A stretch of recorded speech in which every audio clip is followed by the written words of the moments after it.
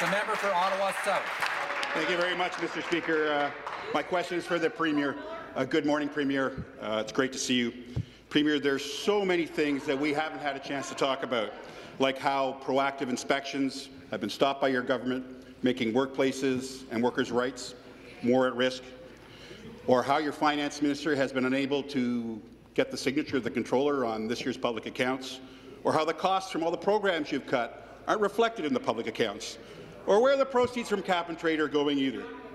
So, Speaker, most importantly, how workers' rights and wages are being stripped in Bill 47, and at the same time the Premier can hire his ex-party president and a campaign advisor to $350,000 a year jobs here in Ontario. So my question to the Premier is this, Speaker.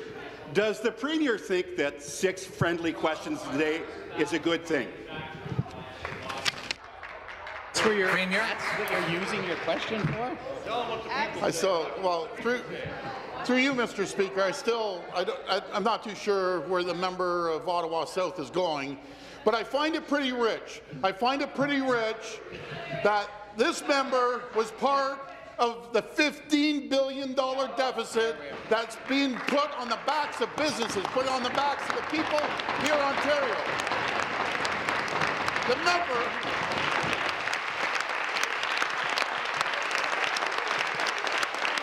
The member from Ottawa South was personally responsible for destroying the financial books of this province. He destroyed 300,000 families that lost their jobs under the Liberal government. We have the highest hydro rates in North America under his government.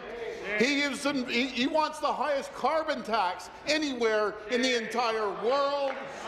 We are facing $338 billion, the largest subnational debt in the world, because of this government. Thank you. Stop the clock.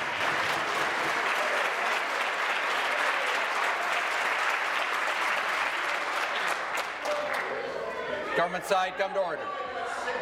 Government side, come to order.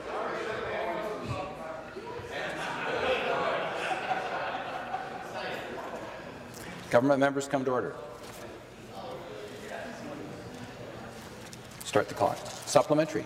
Thank you very much, Mr. Speaker. So I think I put 6 questions in there, and I didn't hear an answer to one of them.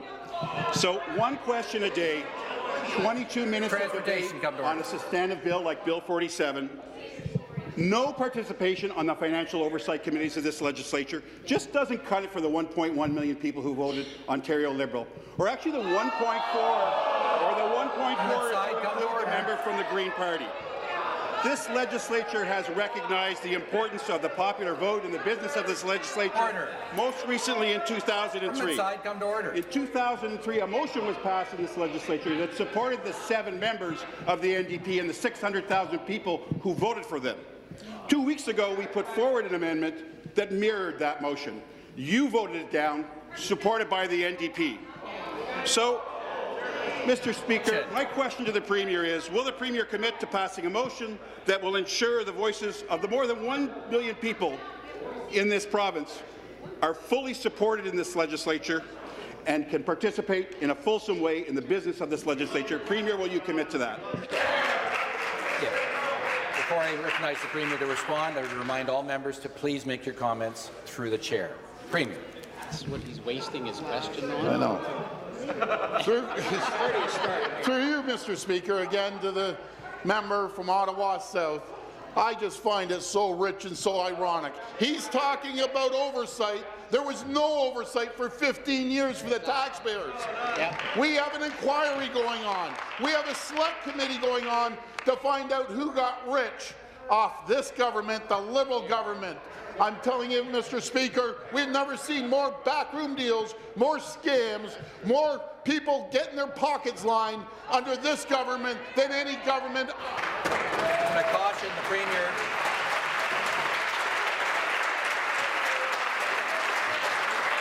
Stop the clock.